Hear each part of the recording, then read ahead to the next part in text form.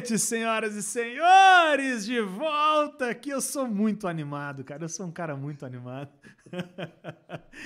Hoje, no dia... Que dia é hoje? Hoje é dia 30 de Dia outubro. 30? Cara do céu, muito bem. Que loucura, cara. Você que tá chegando agora já pode compartilhar a live, pode mandar nos seus grupos do WhatsApp, porque a gente tem coisas profundas para falar hoje. E com vocês, ele mesmo, Dionei Kleber Vieira. Uma salva de palmas aqui no estúdio para ele. Muito bem. Boa noite, pessoal. Boa noite.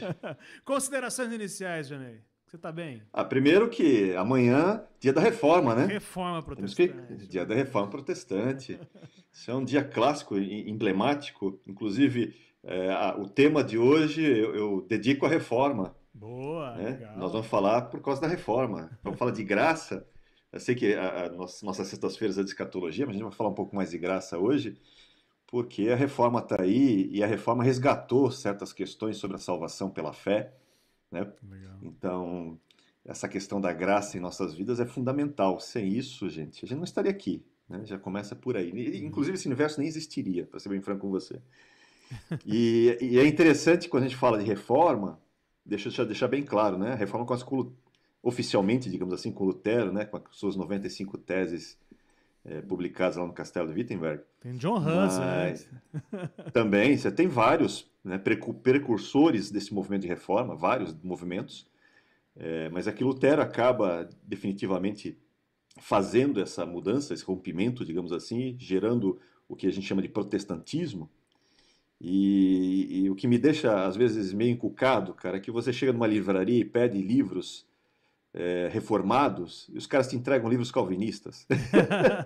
Só tem esses, Os né? caras sequestraram o termo para eles, cara. Reforma não é só Calvino, reforma é muito mais abrangente. Sim.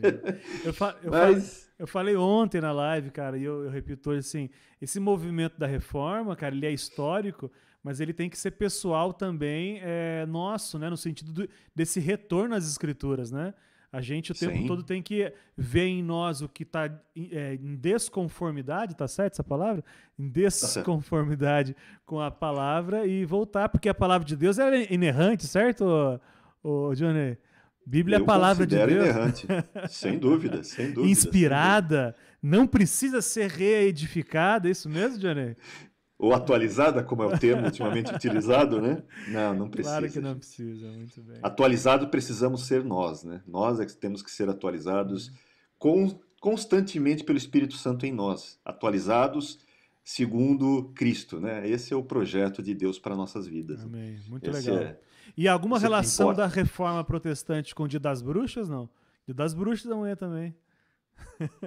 Cara, eu passo batido da história do Halloween, né? Porque, inclusive, tem várias piadas sem graças que fazem com Halloween, usando o termo Elohim nessas questões. Eu não sabia. Mas tem isso mesmo? É uma piada contemporânea. Tem. É contemporânea. Tem. Então, não acho legal, não compactuo, né, pelo entorno. Né? Tem uma série de entornos aí. A gente sabe, às vezes, que existem ressignificação de dias. Né? O pessoal está falando de ressignificação de escrituras, mas existe ressignificação de dias também. Então, a gente tem que cuidar e manter as coisas em ordem, né? Muito eu prefiro comemorar a reforma mesmo. Eu acho que faz mais sentido. Tem mais a ver com a gente mesmo. Olha só, pessoal. A gente está vindo numa tocada de falar sobre o anticristo, sobre Satanás, sobre Lúcifer. A gente falou bastante sobre isso. Mas hoje a gente vai dar uma pausa sobre esse assunto, porque foi uma demanda que nos veio pelo chat e tudo isso pelo pastoreio também aqui em Taubaté, que veio essa questão da delícia. Cara, esse assunto é muito legal, cara. Então, se Deus nos der graça e nos conduzir aí, a gente vai terminar muito transformado, muito edificado, muito consolado, tenho certeza disso. Que é a graça no Velho Testamento, como é que era a salvação antes de Jesus, entre aspas, como é que era essa parada toda aí, quais são os textos que falavam da graça. Davi foi salvo por quê? Pela graça? Abraão foi salvo pela lei ou foi salvo pela graça? São boas questões para a gente falar.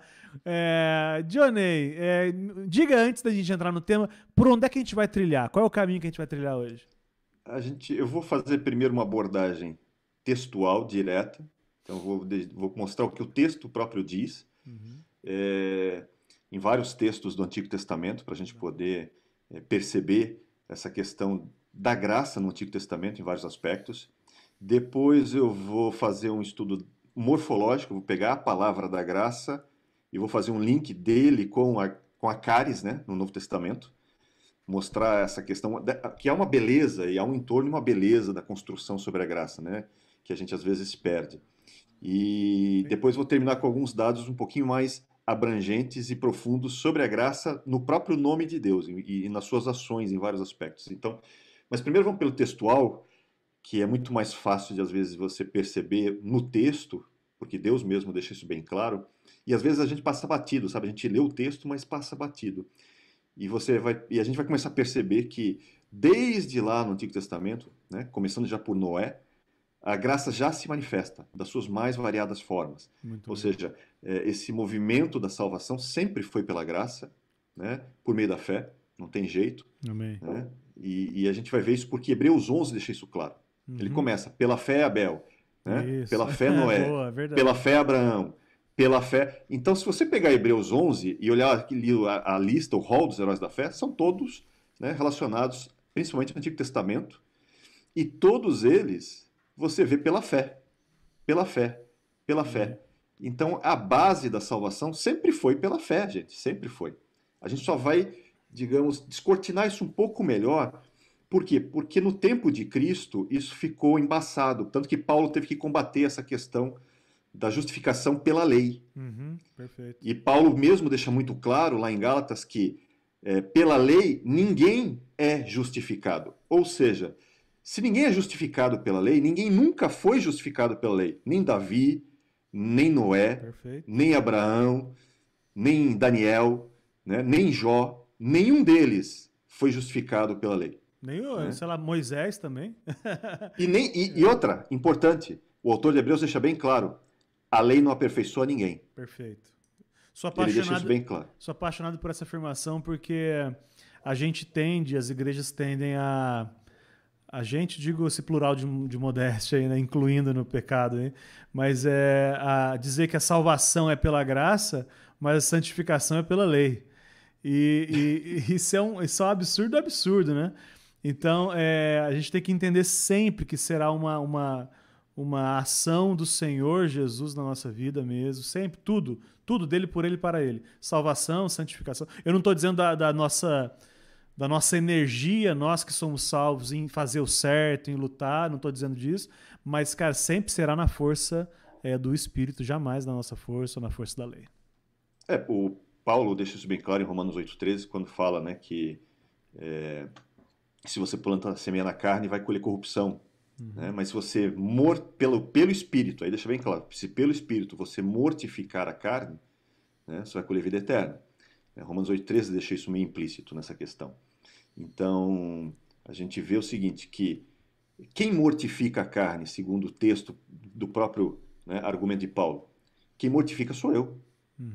Só que o texto diz assim, eu não mortifico sozinho. Inclusive, ele vincula, você pode vincular isso com Colossenses 3, quando ele fala, fazei morrer a vossa velha natureza, né, que é a mesma coisa que mortificar, né, fazer morrer a velha natureza.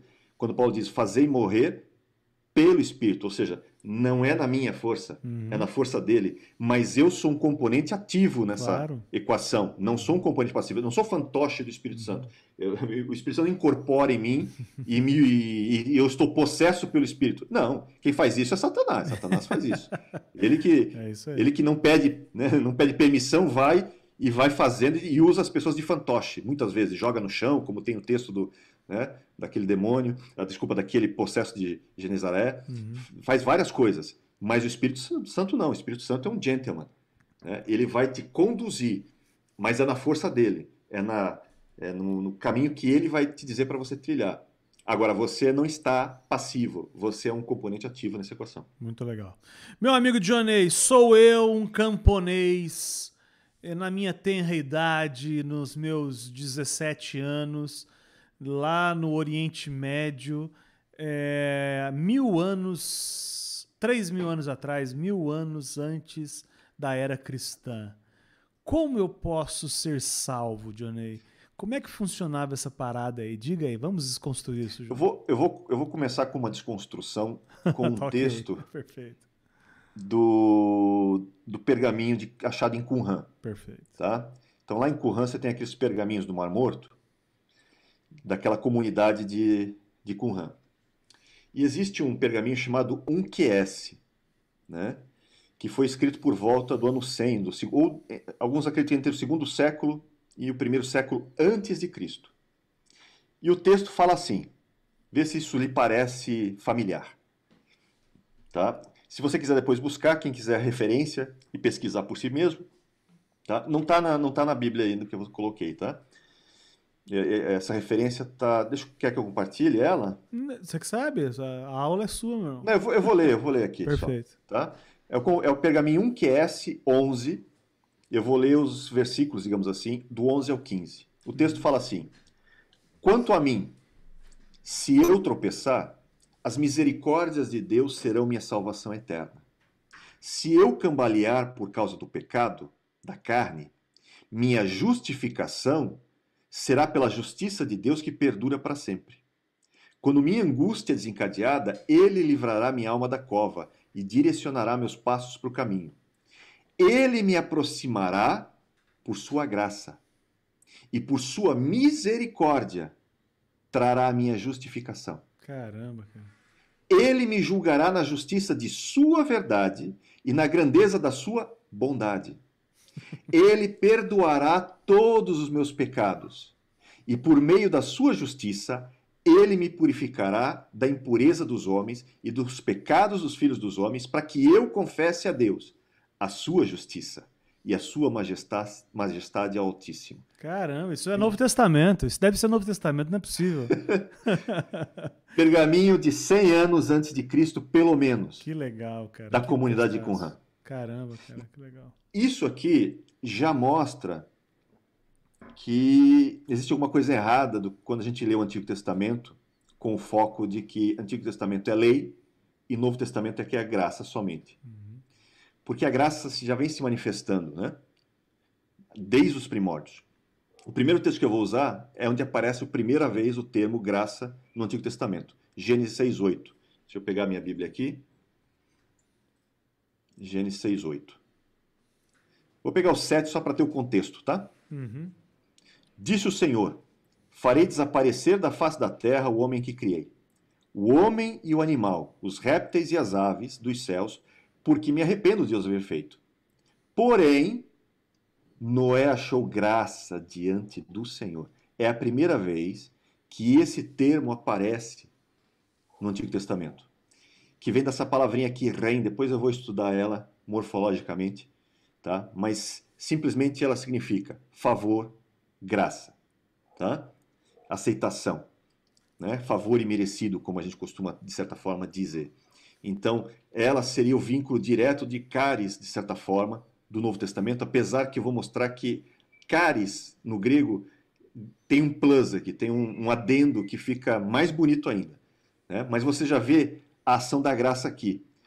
No versículo 9, diz que Noé era um homem justo e íntegro entre os seus contemporâneos, né? Então ele tem duas qualidades. Ele é um tzadik, tzadik, né? É uma pessoa correta, justa, segundo o termo, né, que coloca, e íntegro significa assim, como se fosse perfeito também, algumas traduções colocam, que é tamim. Tamim fala de perfeição, mas fala de perfeição não somente de caráter, mas perfeição de corpo também, né?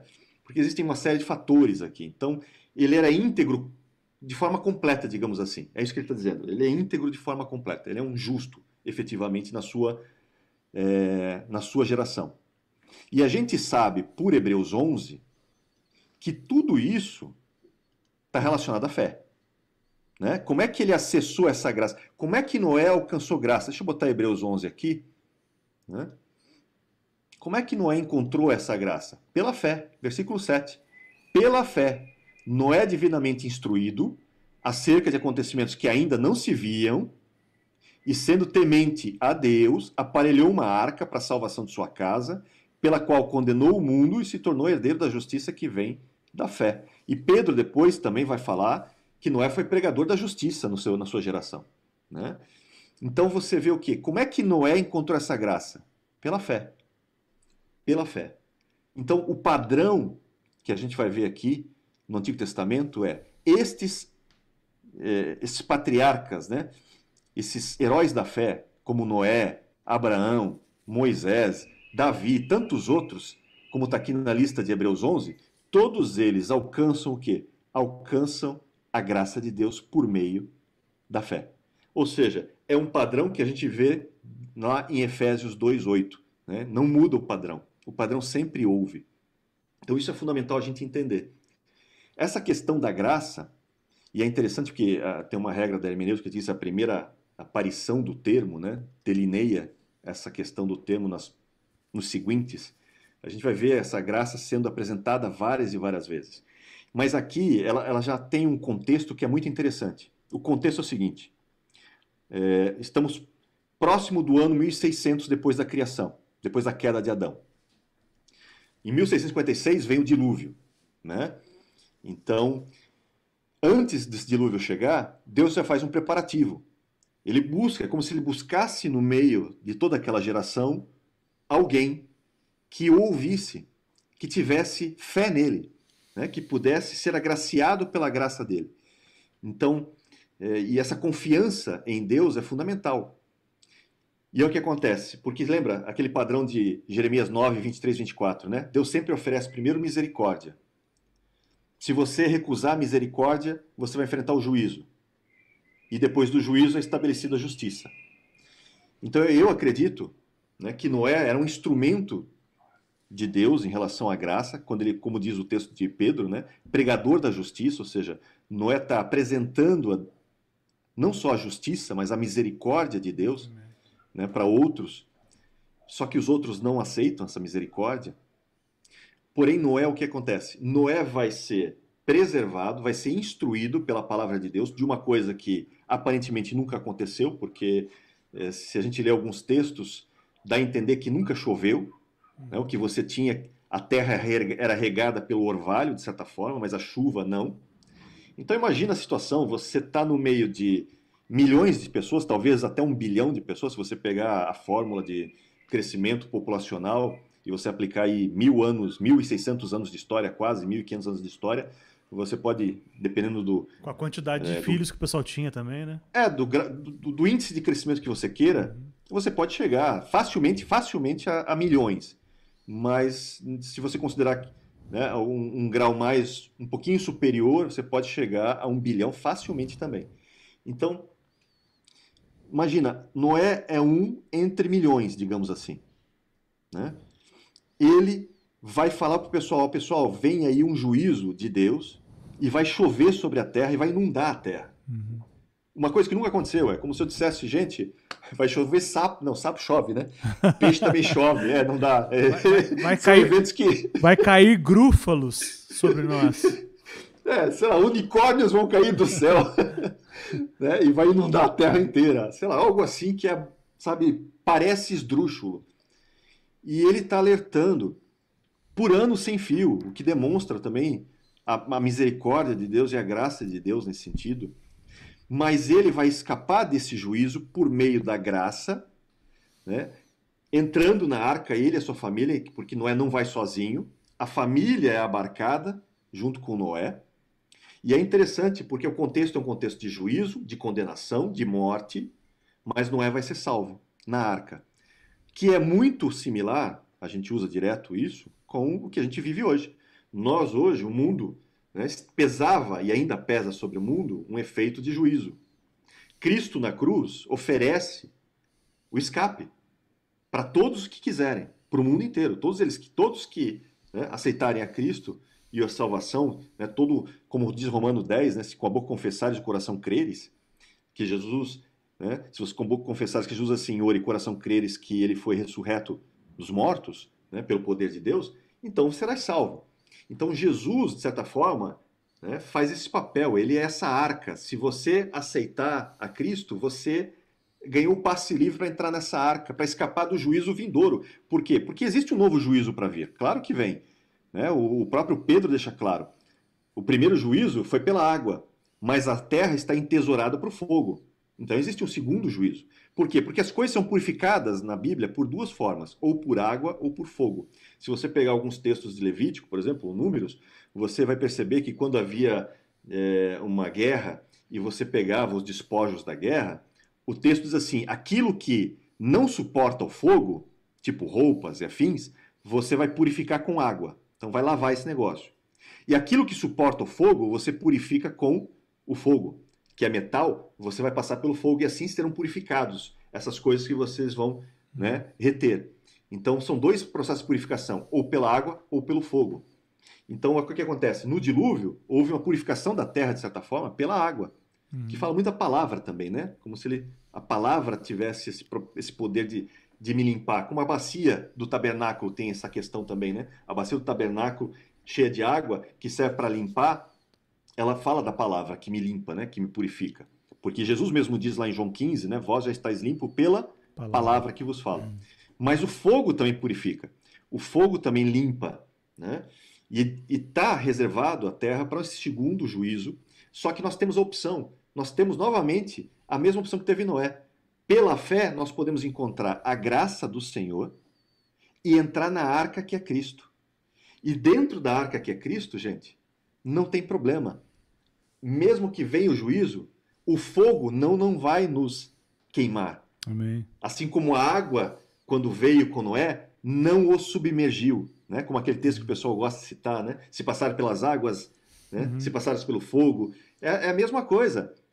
É a mesma coisa. Deus sempre providencia a sua graça, sempre apresenta a sua graça. E Noé é o primeiro exemplo disso. E é curioso, Noé, ele tem as mesmas letras de graça. Se você olhar aqui, ó, na Bíblia, abre um pouquinho, você olha aqui no versículo 8, ó, Noé achou graça. Graça tem dessas duas letrinhas, que é ren aqui, tá? Se pronuncia ren. Você tem o ret e o num.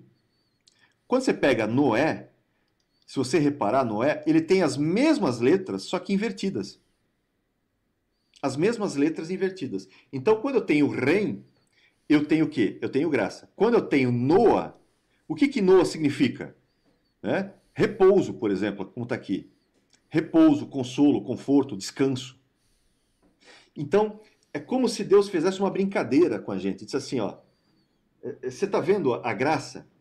Se eu pegar a graça e eu colocar num espelho, porque o espelho tem essa característica, né, de reverter. Tudo a menos um. Ele inverte as coisas. Então, se eu pegasse a graça e botasse a graça no espelho, ele vai inverter as letras. E quando eu olhar no espelho, eu vou ler o quê?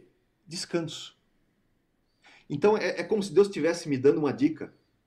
Graça, gente, quando você entra, né, quando você recebe a graça de Deus, você deveria fazer o quê? Ela devia produzir em você descanso. Ela tem que gerar em você esse descanso. Amém. Né? Não é à toa que o texto diz que Noé veio para trazer o quê? Descanso, conforto em relação aos trabalhos. É a mesma coisa. E Cristo agora é a nossa arca. Cristo agora é essa manifestação da graça onde nós estamos. Por isso que quando você entra em Cristo, você tem que aprender a descansar nele. Por isso que ele vem, todos que estáis cansados e oprimidos, vinde que eu vos alivio. Porque ele é a nossa função de descanso. Ou seja, gente, não há nada de novo. Digamos, o Novo Testamento realmente é o velho revelado. Tudo isso sempre já existiu. O que Paulo, né, e os outros demais apóstolos, assim como os evangelhos veem, é como se tira o véu mesmo. Eles estão tirando o véu, dizendo, gente, sempre foi graça, tá? Uhum. Sempre foi graça. Eu digo assim, eu não sei como é que você reage à minha afirmação, mas como todo mundo nasce debaixo da lei, ou seja, nasce debaixo de uma relação com Deus, onde os meus pecados serão cobrados, o rompimento da lei para a graça é Cristo. Era no Velho Testamento e é hoje. Então, no Velho Testamento, a gente convencionou, né, cronologicamente chamar de Velho Testamento. No Velho Testamento, você tem pessoas que já estavam na graça. E hoje, nesse período histórico que nós estamos 2000 anos depois de Jesus, nós temos pessoas que ainda estão na lei, porque não creem ainda. Então, essa relação no Velho Testamento não é uma relação cronológica, é uma relação de fé. É uma relação de fé. E isso fala, inclusive, daquela questão dos dois tabernáculos, né? Se der tempo, a gente fala disso. É fantástico. Eu descobri depois isso aí. Eu descobri com você isso aí. Depois de 15 anos de pastor, eu descobri isso aí. Então, me lembra antes da gente terminar para falar disso aí. Eu vou usar um termo aqui porque eu vou usar outro exemplo da graça, e eu vou usar isso agora na época da lei, né? Para a gente poder fazer esse confronto direto, né? Lá no Sinai e toda a questão do Êxodo, em relação a essa questão, para fazer esse comparativo de lei e graça. Porque, mas Noé não tinha lei ainda, tal.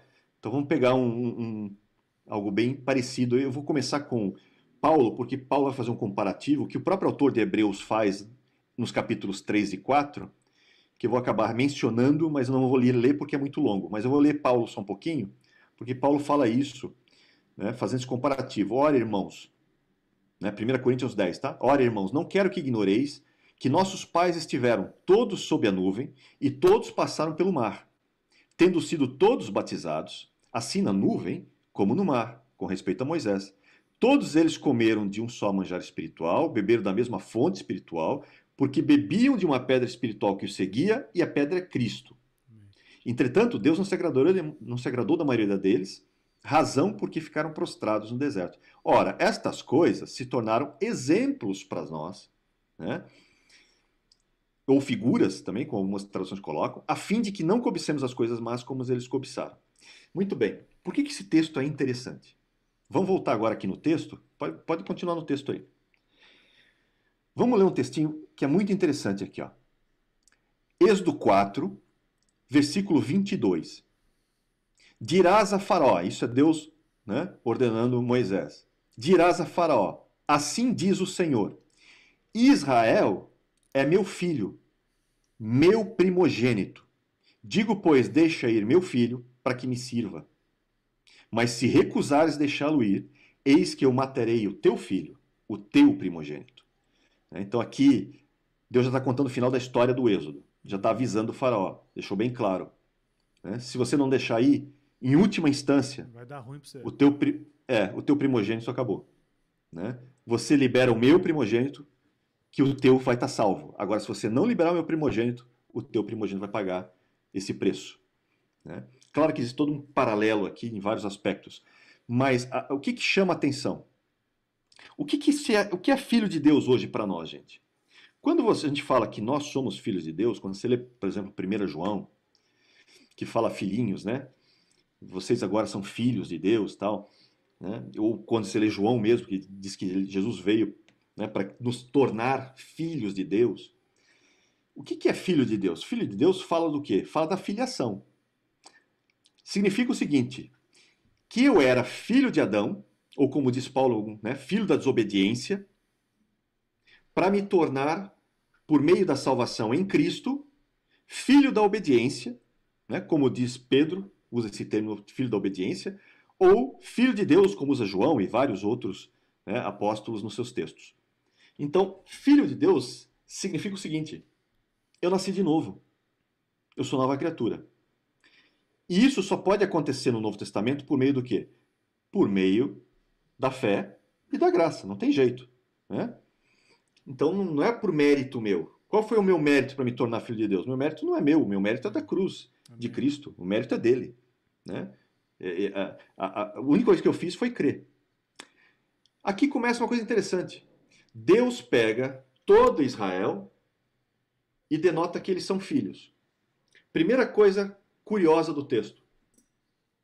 Qual é o preceito da lei que Israel, aquele povo que estava escravo no Egito, cumpriu para que Deus chamasse ele de filho? Não tem. Eles nem receberam a lei ainda. Eles não receberam a lei. Eles são chamados de filhos antes de receber a lei. Então isso já é um primeiro indício de que alguma coisa muito interessante está acontecendo aqui. Se você pegar, e a gente vai lá para Êxodo, por exemplo, né, 19, antes de você receber efetivamente as leis, né, quando você pega aqui Êxodo 19, em que ele reúne o povo e tal, em que ele fala, vocês vão agora se limpar, vão se preparar, porque ao terceiro dia Deus vai descer, né? E aí ele vai fazer todo esse processo de apresentar-se, ou seja, de, né, falar dos 10 mandamentos e tudo mais. Você vê que Deus, nesses versículos já está chamando, né, sacerdotes. Inclusive, o texto antes disso aqui já chama a nação de sacerdote. Eles já são nação de sacerdote, mas não receberam a lei ainda. Mas já foram chamados de filhos, já foram chamados de sacerdotes, mas a lei ainda não chegou. Então, todo esse processo, como diz Paulo, é um paralelo nosso. Por quê? Vamos lá. Eu vou na igreja, escuto a palavra de Deus. A palavra de Deus gera em mim uma fé, essa fé gera em mim essa crença, em que eu declaro com a boca que Jesus é Senhor, reconheço que Ele é Senhor, reconheço que Ele morreu por minha causa, né? E no meu coração eu creio que Ele foi ressurreto, né, por Deus. Então todo o processo da salvação valeu para mim. E isso me tornou filho de Deus, né? Naturalmente, e é interessante, naturalmente nós somos instruídos depois desse processo a seguir para o batismo. No batismo, nós vamos fazer todo aquele processo para mostrar o que é o novo nascimento. Muito bem. Esse paralelo meu, seu, nosso, de igreja, de conversão, né, de nos tornar filhos do alto, filhos de Deus, é muito paralelo com o que aconteceu aqui. O que acontece? Israel, olha como Deus é incrível. Israel está... os filhos de Jacó, né, nascem. Você tem primeiro Abraão, Isaac e Jacó, né, os patriarcas. Você vai perceber que todas as matriarcas são estéreis, não todas as matriarcas são estéreis. E por que são estéreis? Porque Êxodo 13 fala sobre uma lei espiritual. Né? Quer ver? Êxodo 13, deixa eu mostrar aqui.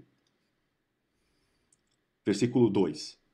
Consagra-me todo o primogênito. Todo que abre a madre de sua mãe entre os filhos de Israel, tanto de homens e animais, é meu. Ou seja, tudo que abrir a madre, ou seja, tudo que abrir o ventre, é de Deus. Bem, Deus está querendo construir uma nação para Ele.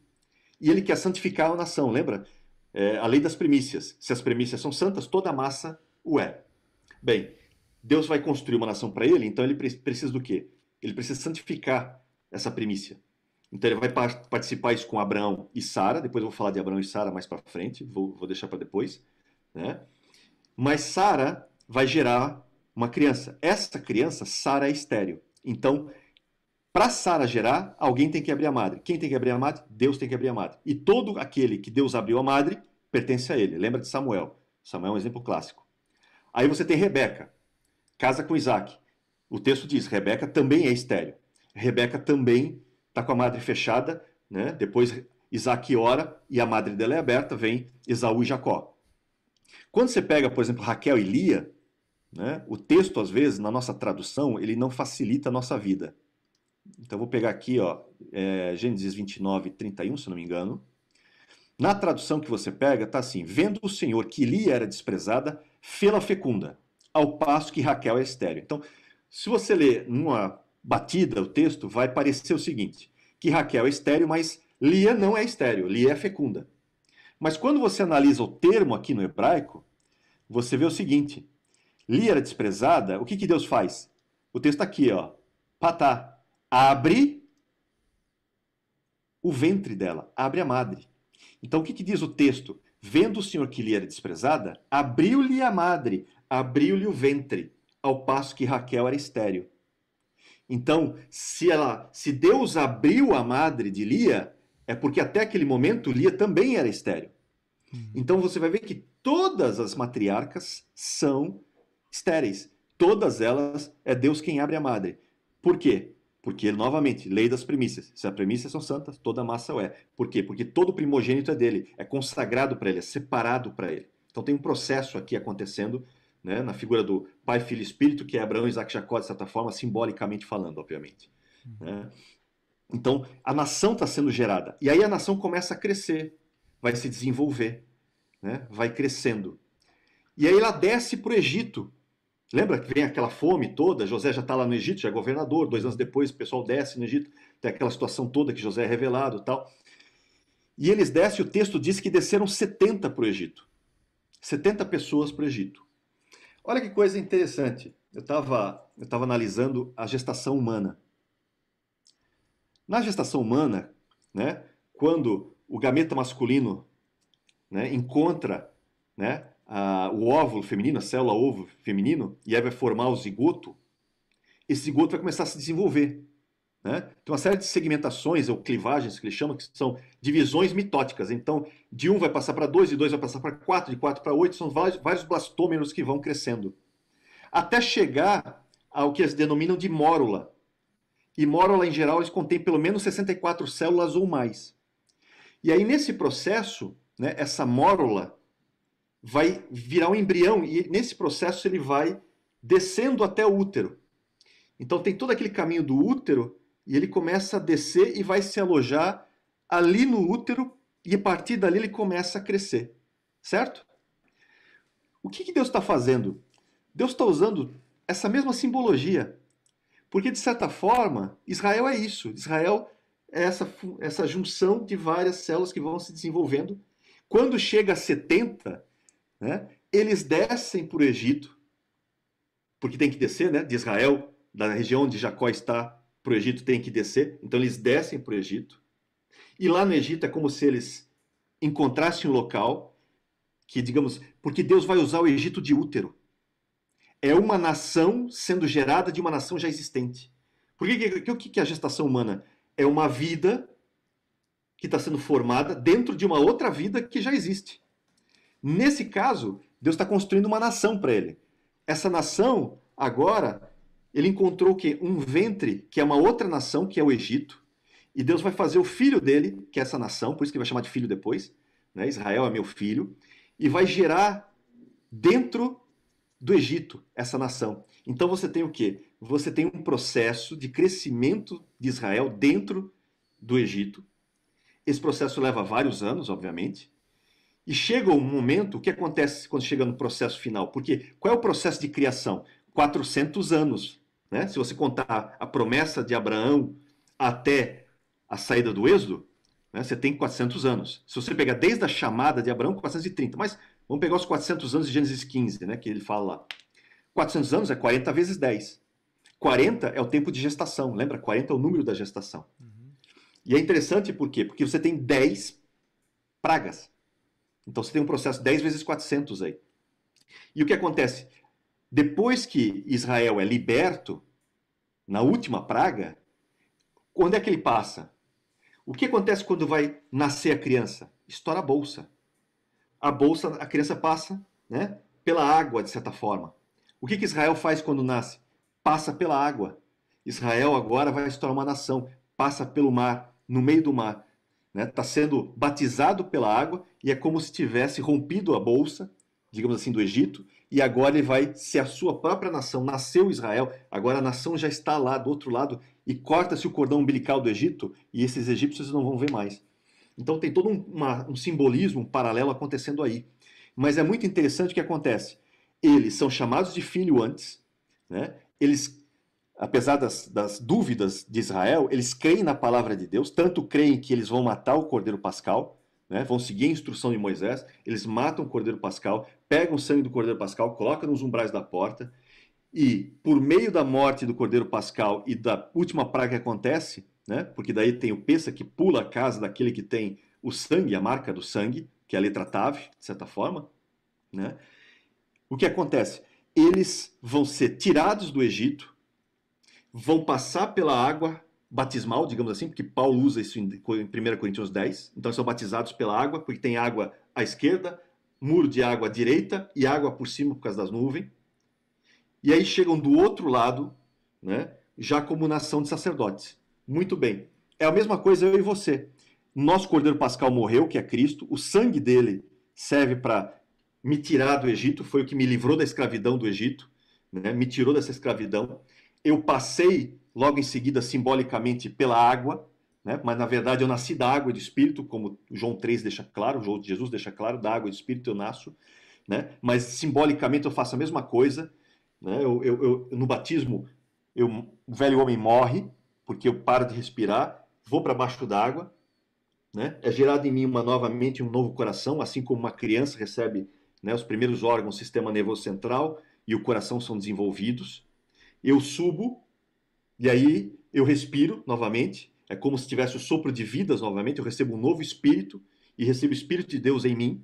Isso tudo evoca o quê? Ezequiel 36, 26, 27, que fala coração novo, vou te dar um coração novo, vou tirar o coração de pedra, vou te dar um coração de carne, vou colocar um espírito novo em você, e depois vou colocar o meu espírito em você. Então, simbolicamente, tudo isso aconteceu no novo nascimento, simbolicamente, tudo isso, de certa forma, fisicamente, Israel viveu. Então, o paralelo está ali, por isso que ele vai usar o paralelo da igreja. Ele fala, tudo aquilo que aconteceu com Israel, lá atrás, é um exemplo para nós.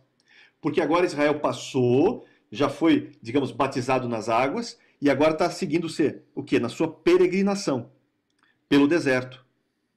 Assim como nós somos peregrinos, como diz Pedro. E aí, nesse processo de peregrinação, eles vão receber a lei, lá em Êxodo 20. Mas eles já são filhos, eles já são nação de sacerdotes, e eles vão receber a lei a posteriori. Por que a lei? Qual é o sentido agora da lei? Porque eles já foram salvos antes. Se você pegar o próprio texto, agora vamos usar novamente o texto da Bíblia. Vamos pegar Deuteronômio, por exemplo. Vou começar com Deuteronômio 9, aqui, ó. Né? Deixa eu pegar, para deixar bem claro. Vou pegar do versículo 4. Quando, pois, o Senhor teu Deus os tiver lançado de diante de ti, não digas no teu coração, por causa da minha justiça é o que o Senhor me trouxe essa terra para possuir, porque pela maldade destas gerações é que o Senhor as lança diante de ti. Não é por causa da tua justiça, nem pela retitude do teu coração que entras a possuir a sua terra, mas é pela maldade dessas nações que o Senhor teu Deus as lança de diante de ti, para confirmar a palavra que o Senhor teu Deus jurou a teus pais, Abraão, Isaque e Jacó. Sabe, pois, não é por causa da tua justiça que o Senhor teu Deus te dá esta boa terra para possuí-la, pois tu és povo de dura serviço. Ou seja, Deus deixa bem claro, gente, vocês estão recebendo todos esses benefícios, não é porque vocês foram perfeitos. Não tem nada a ver com vocês. Tem a ver comigo. Muito legal. E ele deixa... 9:9, exatamente. Ele deixa isso bem claro nesse texto. Né? Bem claro nesse texto. Se você pegar um outro texto, pega Deuteronômio 7 agora. Né? Vou pegar o versículo 6. Tu és povo santo ao Senhor, teu Deus. Então é povo separado, é povo separado para Deus.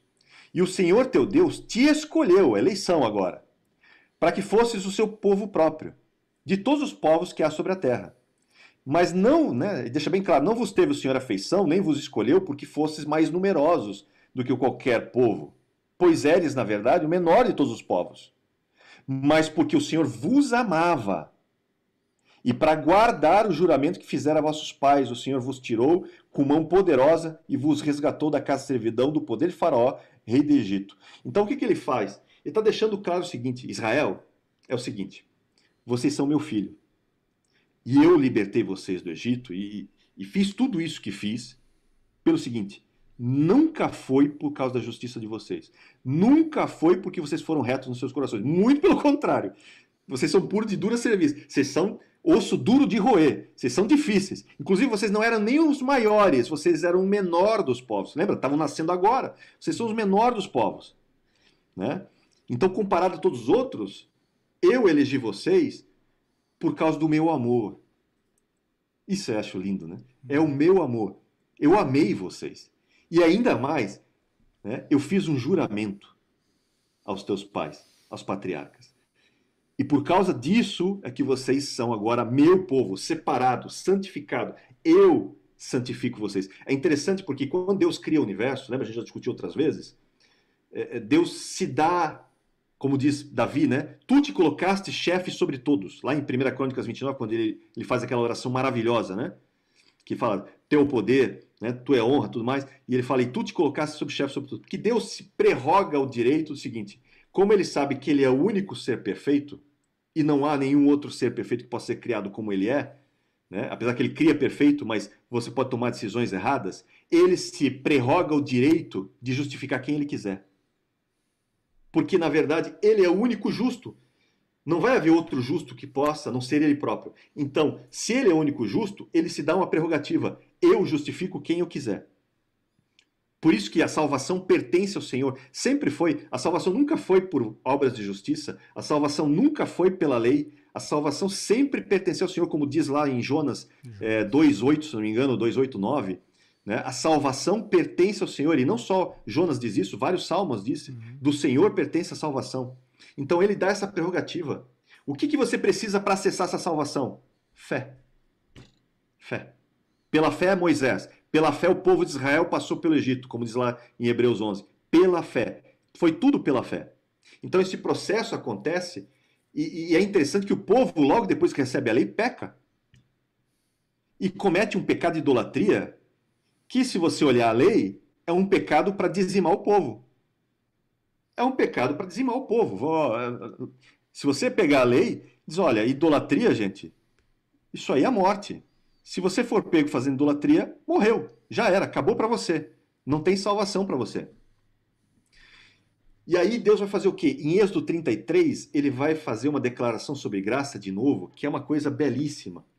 Porque daí tem aquela situação, né, em que Deus sobe, Moisés sobe para tentar conversar com Deus para que ele não destrua o povo, tal, para perdoar o pecado, em que ele chega lá no Êxodo 32, diz assim, perdoa-lhe o pecado, ou se não me risca, né? Moisés quer dar uma de Jesus. Moisés quer dar uma de Jesus. Quando Moisés fala assim, gente, Moisés está querendo dizer o seguinte, olha, faz o seguinte, Deus, né? Porque o texto diz assim, perdoa-lhe o pecado, ou se não, risca-me do livro. Que livro? O livro da vida. O que Moisés está falando?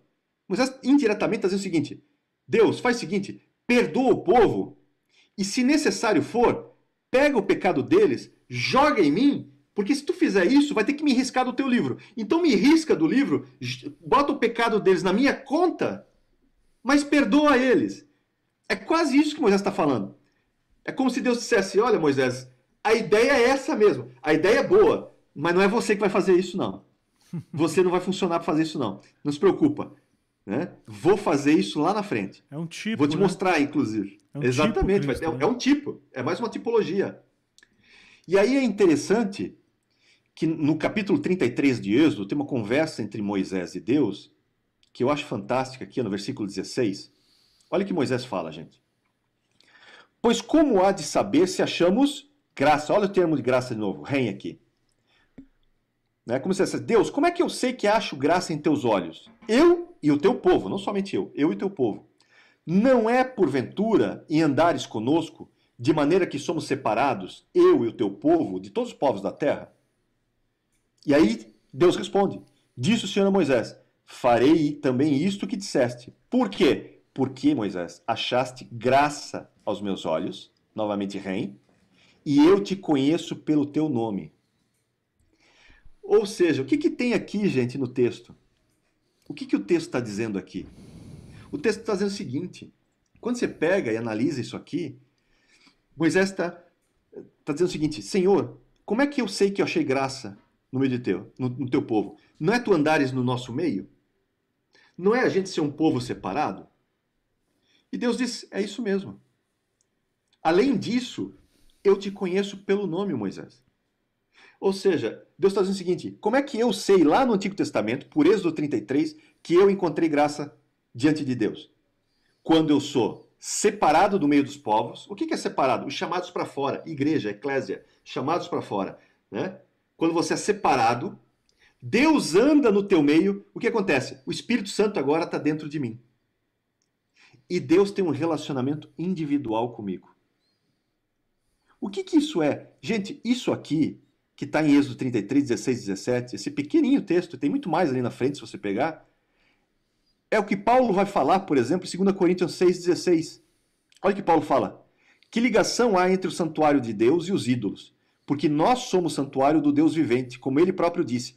Habitarei e andarei entre eles. Serei o seu Deus e eles serão o meu povo. Por isso, retirai-vos do meio deles, separai-vos, diz o Senhor, não toqueis em coisas impuras, e eu vos receberei. Serei vosso Pai, e vós sereis para mim filhos e filhas, diz o Senhor Todo-Poderoso. 2 Coríntios 16, do 16 ao 18 fala isso. Ou seja, o que Paulo está falando ali? Paulo está falando a mesma coisa que Êxodo 33, 16, 17. Então é o seguinte, como é que eu sei que eu sou santuário de Deus? Porque ele habita e anda em mim. Ele habita em mim e anda em nosso meio. Amém. Então eu sei que ele é que nós achamos graça diante dele. Eu sei que eu sou santuário dele, né? E ele é meu pai. Eu tenho um relacionamento com ele. Qual é o pai que não conhece o seu filho? Qual é o pai que não tem intimidade com o seu filho? É a mesma coisa. É o mesmo processo. Ou seja, o que você tem em Êxodo 33, 17, depois da lei, porque lembra, em Êxodo 20 eles já receberam a lei, né? E logo depois eles fazem a mancada de fazer o ídolo, que era pecado para a morte. E o que Deus está ensinando a Moisés em Êxodo 33 e 34? Ele está dizendo, Moisés, é o seguinte, eu sou Deus gracioso, eu vou perdoar o pecado deles, porque eu sou perdoador. Porque se fosse pela justiça, estava tudo morto. Eu ia matar todos eles. Não ia sobrar talvez só você, Moisés. Né? Mas como eu sou misericórdia, por isso que ele vai dizer no versículo seguinte, né, em Êxodo 34, quando você pega, Êxodo 33 ainda, versículo 19, diz assim, farei passar toda a minha bondade diante de ti, te proclamarei o nome do Senhor, terei misericórdia de quem eu tiver misericórdia. E misericórdia aqui, gente, traduzido como misericórdia, é Hanan. Hanan é ser gracioso. Ou seja, na verdade, né, eu serei gracioso, eu terei graça com quem eu quiser ter graça. E aí eu vou ter, quando ele fala me compadecerei, eu terei misericórdia de quem eu quiser ter misericórdia. Lembra? Ele é o justo juiz, ele deu a prerrogativa de que a salvação é dele.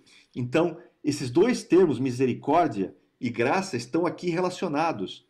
Graça e misericórdia atuam juntas. Então ele diz assim: eu vou ser gracioso com quem eu quiser ser gracioso. Como ele fez com o povo. Né? É o que ele buscou, o arrependimento do povo. Porque o povo se arrependeu. Tanto que o povo pede a Moisés para interceder por eles. Né? Então o povo se arrependeu. E arrependimento, gente, é como tem em 2 Coríntios 7, né? 9 e 10. Às vezes a tristeza, a situação de estar contrito, e às vezes somos contritos por Deus.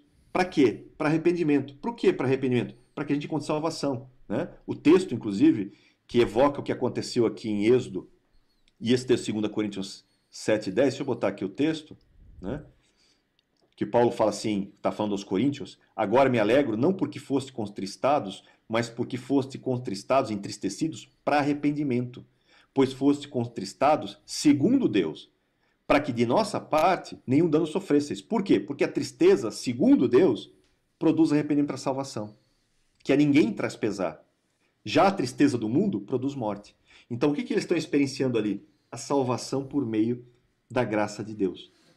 Ou seja, eles estão conhecendo quem Deus é na sua essência. Não é por acaso que no versículo 34, Êxodo 34, ele vai, né, passar e vai dar os seus atributos. Ele vai dizer, né, no versículo 6, Senhor, Senhor, Deus compassivo, né, Deus misericordioso, Deus clemente, Deus gracioso, Deus longânimo, ou seja, Deus que é paciente, tardio em irar-se, grande em misericórdia, grande em bondade e fidelidade, que guarda a misericórdia em 1000 gerações, que perdoa 3 níveis de pecado: iniquidade, transgressão e o pecado, ainda que não inocente o culpado, e visita a iniquidade dos pais nos filhos, dos filhos, até a terceira e quarta geração.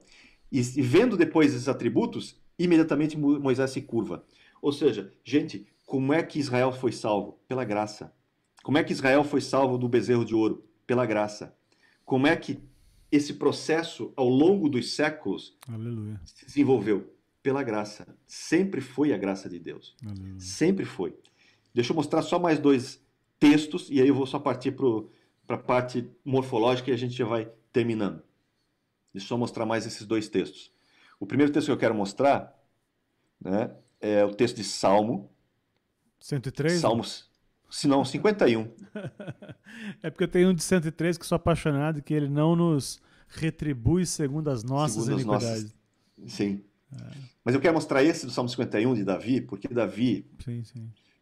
tem uma percepção aqui. Porque lembra, quando você pega Ezequiel 36, 26, 27, que fala do novo nascimento, ele fala: vou tirar o coração de pedra, que fala aquele coração que não consegue, né, cumprir os mandamentos colocados em pedra, e vou colocar no lugar um coração de carne.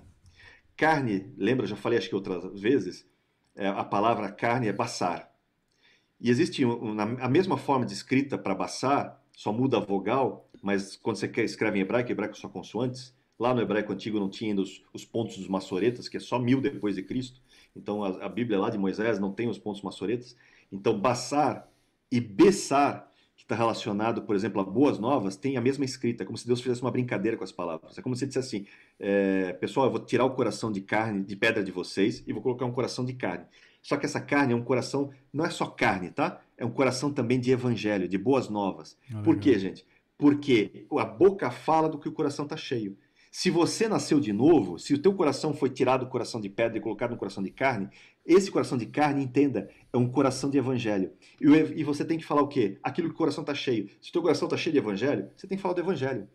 Então ele dá essa questão do coração novo, ele fala do Espírito novo e ele fala do Espírito de Deus em mim, que é o novo nascimento, é o processo do novo nascimento, né, que a gente vê da nova criatura. E o que acontece aqui, ó? Que aqui é o Salmo 51, é quando Davi está falando, né, toda aquela situação de Batseba, da traição, etc., de Urias. E aqui cabe um porém, não sei se dá tempo de eu falar, que às vezes o pessoal me pergunta se eu devo pedir perdão no tempo da graça. Se eu não preciso mais pedir perdão, se eu não preciso mais confessar pecado e tal. Deixa eu mostrar uma coisa curiosa, gente. Vocês vão me perdoar um pouquinho só o tempo, mas eu preciso falar isso, que isso queimou agora no meu coração e é como se Deus dissesse para falar. Quando você pega 2 Samuel 12, que Natan repreende Davi, você sabe que Davi não só adulterou, como ele cometeu homicídio de certa forma, né? Sim. Ele descumpriu pelo menos 2 mandamentos e os 2 são para a morte. Tá? Bastava só o adultério para Davi já ser apedrejado e morrer. Né? Mas ele não só fez o adultério, como ele ainda, né, configurou a morte do esposo, né, de Urias. Então, você tem aí um duplo motivo para ele ser apedrejado e morto. E é interessante que Davi fala assim, ó, Natan vai, né, fala que ele é o homem e tal, e o versículo 3 fala assim, então disse Davi a Natan, pequei contra o Senhor. Imediatamente aqui, ó, disse Natan a Davi, também o Senhor te perdoou o pecado, não morrerás. Agora a pergunta que fica é, aonde Davi pediu perdão? Em que momento aqui que Davi confessou o seu pecado e pediu literalmente perdão a Deus? Não tem. Ele reconhece que pecou. Mas você não tem ele, sabe, pedindo perdão. Mas, lembra, Deus conhece o coração. Deus não precisa necessariamente que você fale, porque antes que as minhas palavras chegassem à minha boca, tu já conheces todas. Mas tem a questão terapêutica também, né? Tem a questão... É isso que eu vou falar. É isso que eu vou falar. Por isso que 1 João fala sobre isso, né? Confessarmos os nossos pecados, ele é fiel e justo para nos perdoar de todo o pecado. Por quê? A cruz não eliminou todos os pecados, passado, presente e futuro? Sim, a cruz tem essa questão cósmica, porque todos os pecados foram colocados sobre ele. Né? Amém. Então, mas eu preciso confessar? Precisa. É o que Davi faz aqui. Mas eu sei que Deus já me perdoou. É verdade, Deus já perdoou o teu pecado, assim como perdoou Davi antecipadamente pelo pecado dele. Ele não ia morrer por causa disso. Só que isso não impediu Davi de escrever o Salmo 51, onde ele literalmente, e aí, como você falou, é terapêutico. Isso funciona para mim como uma... Né, eu reconheci o erro e eu estou no processo de cura. Isso faz parte do processo de cura. Faz parte do processo de eu pegar a rota certa do GPS de novo. Porque eu me perdi na rota do GPS, o GPS estava buzinando, e aí eu botei no mute, como o Davi fez, porque o Davi ficou quase um ano, né? Davi botou no mute o GPS dele e continuou seguindo pela rota dele. Até que, de repente... Né, o celular ficou rebelde e abriu o som. Natan veio e falou: cara, ali está o precipício. Ou você muda de rota ou você cai no precipício. Caí em mim. Peraí, deixa eu voltar para a rota. E realmente. E aí ele faz todo o processo de cura. Ele pega e faz todo esse processo. O Salmo 51, gente, é um processo que nós devemos fazer. Tá? Não porque o pecado foi perdoado antecipadamente. Não, porque é necessário. Faz parte desse processo de arrependimento. E ele fala uma coisa aqui que é fundamental nos versículos 9 e 10. Ele o 10 em diante. Cria em mim, ó Deus, um coração puro. Renova dentro de mim um espírito inabalável. Não me repulsa a tua presença e nem me retires o teu Santo Espírito. Gente, isso aqui é Ezequiel 36, 26, 27, antes de Ezequiel ser escrito. Isso aqui é o novo nascimento, antes do novo nascimento ser detalhado lá em Ezequiel. Lembra? Coração novo, ó, cria em mim um coração puro. Puro é o mesmo termo aqui, tahor, né? Limpo. Né? É um coração que foi renovado, foi limpo. Né? É a mesma questão do coração novo que eu recebi. Renova, faz um novo espírito para mim, renova esse espírito que eu tenho. E não tira de mim o teu Espírito Santo.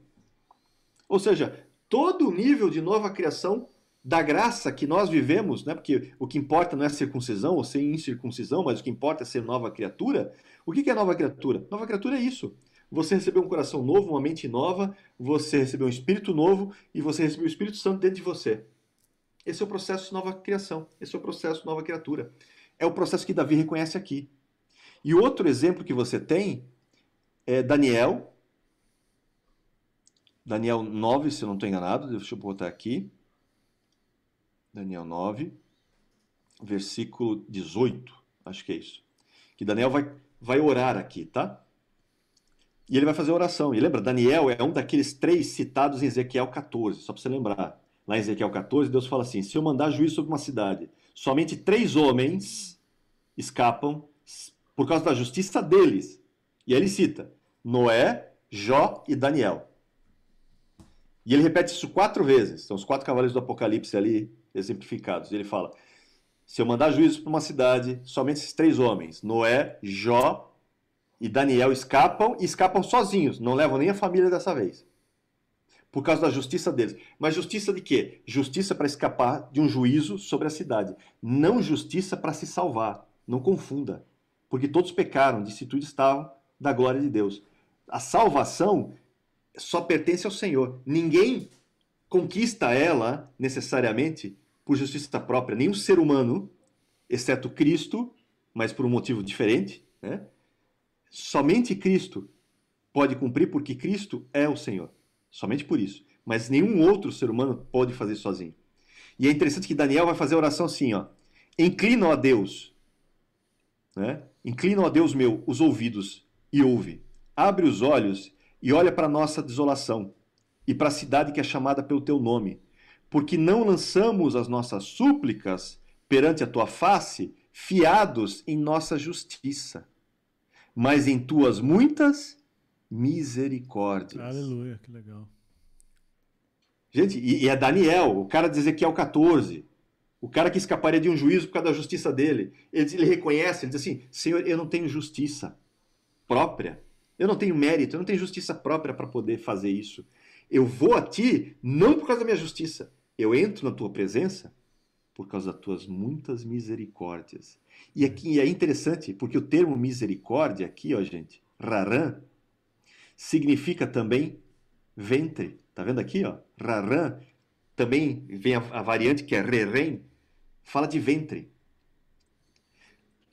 Entenda o seguinte, lá em João 3, Jesus fala assim: ô Nicodemos, para você, né, entrar no reino do céu, você precisa nascer de novo. Aí Nicodemos diz: poxa, mas como assim nascer de novo? Quer dizer que então eu tenho que entrar no ventre da minha mãe? Não, Nicodemos. Você tem que nascer do alto. O que Jesus está dizendo? Jesus está dizendo o seguinte: você vai entrar num ventre, sim, mas não é no ventre da tua mãe.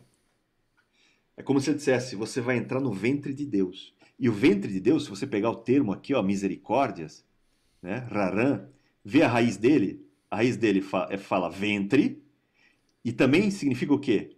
Amar profundamente, ter misericórdia, ser compassivo, ter afeição terna, ter compaixão, amar.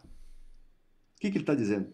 Jesus está dizendo o seguinte: você vai entrar no ventre de Deus. Sabe o que é o ventre de Deus? O ventre de Deus são suas muitas misericórdias. O ventre de Deus é o seu amor profundo. É nesse ventre que você vai entrar. E lá no ventre de Deus, o que acontece no ventre? Quando você é gerado dentro do ventre de Deus? Lá você vai ser gerado, por isso que o tanque batismal é chamado, né, de ventre de Deus, lá pela igreja primitiva. Se você pegar textos da igreja síria, da igreja primitiva, ele chamava o local de batismo de ventre de Deus. Então o que acontecia? Você entrava no tanque batismal, no ventre de Deus, porque todo o ventre tem água, né, líquido amniótico. Então você está cercado por água. A água simboliza a palavra. E a palavra encarnou. Lembra disso. Quem que é a palavra? A palavra é de Cristo.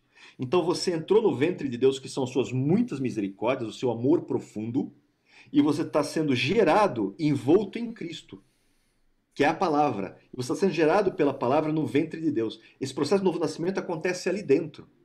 Por isso que você vê um texto, por exemplo, Deuteronômio 32, 18, que é um texto que às vezes parece codificado. O texto fala assim, porque Deus está reclamando do povo, que o povo vai esquecer ele.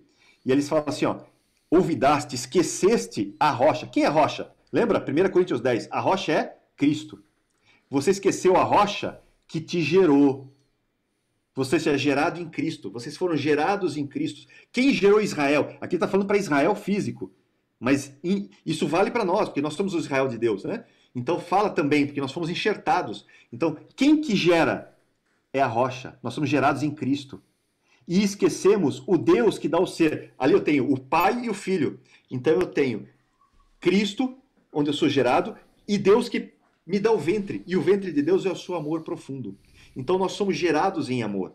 Nós somos gerados em Cristo. E aí por isso que nós somos novas criaturas. Por isso que ganhamos o DNA de Cristo. Por isso que nós somos tornados filho de Deus. Por quê? Porque Cristo me gera. E lembra, ele é a primícia. E se a primícia é santa, toda a massa o é. E eu fui gerado nele. Como ele é a primícia, ele me santifica. Então toda a minha santidade vem dele. E é um processo daí que vai ser contínuo depois. Por isso que depois eu vou crescendo e sendo tornado a imagem dele. Tudo isso, gente, já está lá no Antigo Testamento. Tudo isso está evocado aqui. Deixa eu mostrar uma questão sobre a palavra graça, para a gente terminar, e o nome de Deus. Né? E já vou deixar aqui num texto que eu vou usar daqui a pouco, para a gente ir para os finalmente. A palavra graça, eu vou botar aqui no quadro, tá? Rapidinho. A palavra graça é isso aqui, ó. Rem. Ok? Rem. Só que na época que Moisés escreve, não se escreve assim. Se escreve assim. Porque são figuras, são pictogramas, tá? Então, graça, nesses pictogramas, rem é como se fosse uma cerca. E o num, a letra num aqui, é como se fosse uma semente, um espermatozoide, a vida. Isso aqui representa a vida, isso aqui representa algo que cerca a vida. Ou seja, o que acontece? A graça é um ambiente em que Deus cerca para que a vida se desenvolva. Por isso que ele cria um universo, para colocar a vida aqui dentro. E aí a vida vai se desenvolvendo, vai crescendo. Então a graça fala disso. E é interessante porque essa aqui é a 8ª letra do alfabeto hebraico, essa aqui é a 14ª letra. Aí você olha para mim e diz assim, e daí eu queco com isso, né? O que isso me interessa? Aqui tem uma coisa curiosa. Vamos fazer conta aqui, ó. 8 e 4, gente, é 22. 22, ó, graça, tá? Pela ordem das letras, 22. 22 aponta para a última letra do alfabeto hebraico. Qual é a última letra do alfabeto hebraico? Letra Tav. Mas Tav também não se escrevia assim. Tav, na antiguidade, se escrevia assim. Cruz. Então, o que a graça aponta? Para a cruz. Sempre apontou para a cruz. Desde Gênesis 6:8, desde a criação, na verdade, desde antes da criação, porque o Cordeiro foi morto, né, desde a fundação do mundo, ou, como diz Pedro, conhecido antes da fundação do mundo. Né? Então, aponta para a cruz. E quer ver outra coisa curiosa? Que Deus usa várias formas para me ensinar, né? O crânio, nossa cabeça, nossa mente, né? Esse crânio, ossos, se você pegar e olhar o estudo dos ossos, você descobrir que o crânio se divide entre 8 ossos, né, da caixa craniana e 22 ossos faciais. 8 ossos e 14 da facial. 8, 14. 22. É como se Deus dissesse o seguinte: o teu crânio, a tua cabeça, a tua mente, meu filho, é fruto da graça de Deus. E nela tem que estar a cruz de Cristo. Por isso que Ezequiel 9, lá no texto de Ezequiel 9, fala assim, tem um anjo que desce, e tem anjos que vão executar juízo, e tem um anjo diferente, né, um ser diferente, que é o escrevente, que tem uma caneta na mão. E Deus fala assim, para aqueles que vão escapar do juízo, você vai na testa de cada um deles e faz um Tav. O que é o Tav? Cruz. Qual é o símbolo da cruz? Aonde que fica? Na testa. Onde é que Jesus foi crucificado? No Monte da Caveira. O que tinha em cima do Monte da Caveira? Uma cruz. Você acha que tudo é por acaso, gente? Nada é por acaso. Por que o texto deixa claro que o Gólgota é o monte chamado Caveira? E a cruz está lá em cima. E a graça aponta para a face, né, para o crânio, caveira. Né? Essa questão de 8 ossos do crânio e 14 da face. Que tem que ter o quê? O 22, a cruz aqui. Otávio. Nada é por acaso na Bíblia. Tudo aponta para isso. Está tudo relacionado. Até o nome de Deus aponta para isso. Deixa eu mostrar o nome de Deus aqui. Deus revela das mais variadas formas. É como se dissesse, gente, a graça está em todo lugar. É só você saber olhar. Você vai ver graça em tudo. Tudo, tudo, tudo. O nome de Deus, Yud, Rei, Vav, Rei. Ok. Quando você olha isso aqui, né, novamente pelos valores, esse vale 10, esse vale 5, esse vale 5, esse vale 6. Quando você fala de 10, você lembra do quê? Das 10 pragas do Egito, dos 10 mandamentos, você lembra da lei. Quando você fala de 5, você lembra do quê? Você lembra dos 5 sacrifícios que trazem perdão, que está lá em Levítico, do capítulo 1 a 7. Você lembra das 5 feridas de Cristo na cruz. Né? Então você fala o quê? Fala da graça. Graça. Graça. E quando eu falo do 6? 6 é número de homem. 6 fala da criação. Então o que é Deus aqui falando simbolicamente? A lei, se a lei encontrar o homem sem nada, desprotegido, a lei para o homem é morte. O que Deus faz então? Coloca o homem em graça sobre graça. Graça sobre graça. Coloca o homem no meio, para que a criação possa viver, para que a lei não a destrua. Por quê? Porque a misericórdia triunfa sobre o juízo. Deus fez tudo isso, e lembra, graça mais graça equipara a lei em valores. Então é como se ele mantivesse o equilíbrio. Está tudo relacionado. Então é como se ele botasse graça e graça. E bota o homem no meio. E olha que coisa curiosa. Quando você pega Gênesis 17, abre Gênesis 17 aqui no texto, que Deus vai mudar o nome de Abraão, né? E aí no versículo 5 ele fala assim, Abraão, já não será o teu nome Abraão, vai ser agora Abraham, né? Se você olhar o texto, e você olhar o nome de Abraão antes, olha aqui, ó, são 4 letras. O Aleph, o Beit, né, o Rosh e o Mem. Quando você pega e ele muda o nome, o que acontece? De 4 letras muda para 5 letras, né? E ele acrescentou um rei aqui. Quando você pega Sara, e lembra, 5 fala da graça, né? Abraão tinha 4 letras, foi para 5, fala da graça. Quando você pega Sara, que ele vai mudar o nome de Sara aqui embaixo, ó, que era Sarai, Sarai são 3 letras, Shin, Rosh e um Yod. Lembra? Yod fala da lei.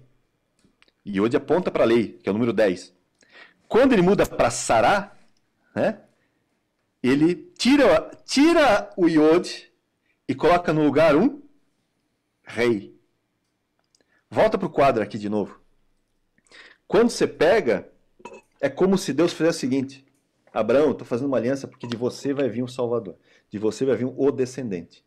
E é o seguinte, para tornar isso oficial, eu vou ressignificar você. Eu vou mudar o teu nome. Porque quem dá nome tem domínio sobre. Os pais dão nome para os filhos porque tem autoridade sobre os filhos. E Deus está dizendo, eu tenho autoridade sobre você, eu vou te mudar o teu nome, eu vou te dar um novo significado para você. E vou fazer o seguinte, eu vou colocar em você a minha graça. E vou colocar na tua esposa a minha graça. Então, é como se ele pegasse um rei dele e botasse para Abraão, e um rei desse e botasse para Sara. Então você tem aqui, né, essa simbologia da graça de Deus, e graça sobre graça sendo dada o quê? A Abraão e Sara. Para começar o quê? Uma nação santa. Um processo de uma nação santa de onde virá o Salvador, que vai trazer salvação não só para aquela nação, mas para o mundo todo. Então você vê essa manifestação desde lá de trás. Desde lá de trás. que tem tudo a ver com a questão dos tabernáculos também e tudo mais. Nem sei se mais dá tempo. Não, estamos estourados já hoje, cara. Então peço perdão, fica para outro dia. A gente fala outro dia. Eu não vou nem ler os comentários hoje vai ficar estourado. Muita coisa. O que é absurdo, Johnny, é alguém imaginar que depois de tudo isso, sabendo, entendendo que a graça é de Adão até hoje, disponível, alguém hoje ainda se faz valer da desgraça, da lei, se faz valer das regras, se faz valer da maldição, né? É uma judiação tendo tudo isso disponível. Ainda mais quando o autor de Hebreus deixa claro que a lei não aperfeiçoa ninguém. Isso, sim, claro. Traz condenação, né? A lei traz condenação. Johnny Kleber Vieira, obrigado, mano. Estamos realmente estourados no tempo. Senão eu ia falar até umas coisas bonitas para você, mas estamos estourados. Logo estaremos de volta. Semana que vem estaremos de volta. Amanhã aproveite bem o nosso dia aí, a Reforma Protestante. Aproveite bem amanhã, dia 31. Por enquanto é só. Quer falar alguma coisa? Quer mandar um beijo pro seu pai, pra sua mãe, pro seu filho? Não, tudo em ordem. Tudo em ordem, gente. O pessoal já me conhece bem, já conhece bastante coisa. Pode ficar tranquilo. Então tá bom. Johnny, obrigado, Eu só quero agradecer a oportunidade, viu? Tamo junto sempre, velho. Um grande abraço, um beijo e tchau!